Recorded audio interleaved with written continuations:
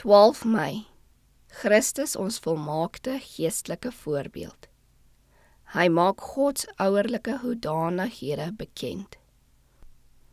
Soos 'n vader hom ontferm oor die kinders, so ontferm die Here hom oor die wat hom vrees.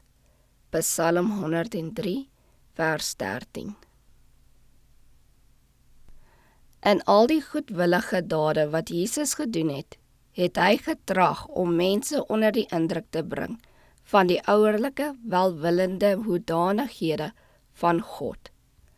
Al sy lesse was daarop gemik om die heerlike waarheid te verkondig. So lief het God die wêreld gehad, dat hy sy enige gebore seun gegee het, sodat elkeen wat in hom glo, nie verlore mag gaan nie, maar die ewige lewe kan hê. Jesus wil hê ons moet die liefde van die Vader verstaan, en hy traag om ons nader aan hom te trek deur sy vaderlike welwillendheid voor te hou. Hy wil hê dat ons niks anders as die volmaaktheid van God se karakter moet sien nie. In sy gebed vir sy disippels sê hy, ek het u verheerlik op die aarde. Die werk wat u my gegee het om te doen, het ek volbring. Ek het u naam geopenbaar aan die mense wat u my uit die wêreld gegee het. Jesus het na die wêreld gekom om die karakter van God in sy eie lewe uit te beeld.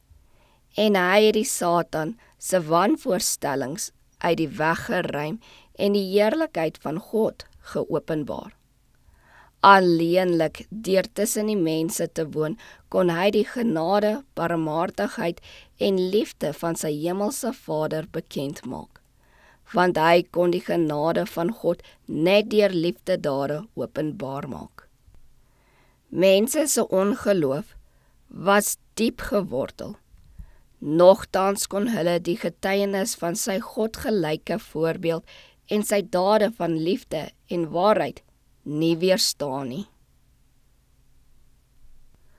Gods milddadige voorsorg spreek tot elke siel en bevestig Christus se getuienis dat sy Vader uitermate welwillend is.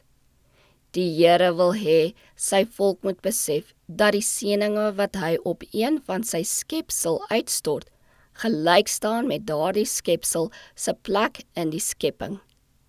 As God dan in die behoefte van selfs stomme diere voorsien, kan ons begryp watter seëninge hy op wesens sal uitstort wat in sy beeld gevorm is? God is liefde en hy sorg vir ons. Soos 'n vader hom ontferm oor die kinders, so ontferm die Here hom oor die wat hom vrees.